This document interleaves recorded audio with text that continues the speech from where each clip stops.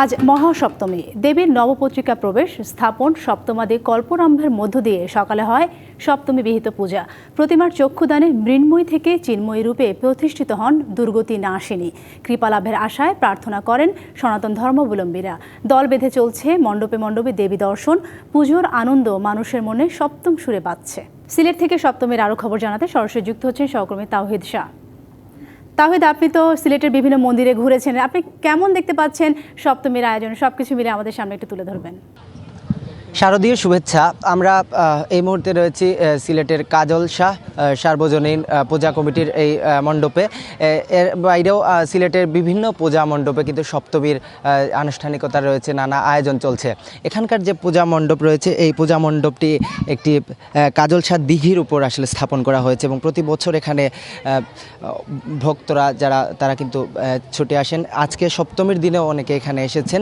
সন্ধ্যার পরে সন্ধ্যা আরতি রয়েছে এবং সেই সন্ধ্যা আরতিতেও ভক্তদের উপস্থিতি কামনা করছেন। এখানে আমাদের সাথে রয়েছেন এখানকার পূজা কমিটির সাধারণ সম্পাদক রাজীব কুমার দে।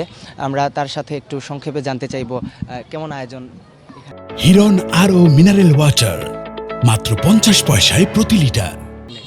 ধন্যবাদ। ডিবিসির মাধ্যমে আমি দেশবাসী সহ সিলেটবাসী সবাইকে শারদীয় শুভেচ্ছা জানাচ্ছি। আমরা প্রতি বছরের ন্যায় এবারও আমাদের এই কাজল শাহ দিঘির মধ্যে আমরা যথারীতি আমাদের মণ্ডপ স্থাপন করেছি এবং এটা সিলেটের মধ্যে একটি আকর্ষণীয়। এখানে প্রতিদিনই অসংখ্য দর্শনার্থীরা ভিড় করে। আমাদের এখানে আজকে সপ্তমীর পূজা সমাপ্ত হয়েছে এবং এখন সন্ধ্যা আরতি হবে এবং সাংস্কৃতিক অনুষ্ঠানও আছে। আমি আপনাদের মাধ্যমে সবাইকে শারদীয় শুভেচ্ছা জানাচ্ছি এবং সবাইকে আমাদের পূজা মণ্ডপে আসার জন্য বিনীত অনুরোধ জানাচ্ছি। ধন্যবাদ।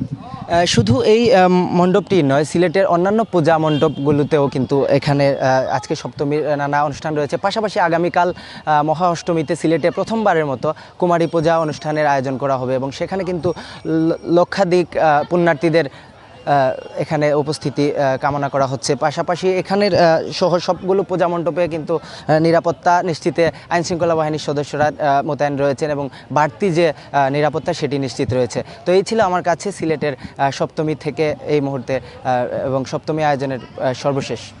অসংখ্য ধন্যবাদ আপনাকে।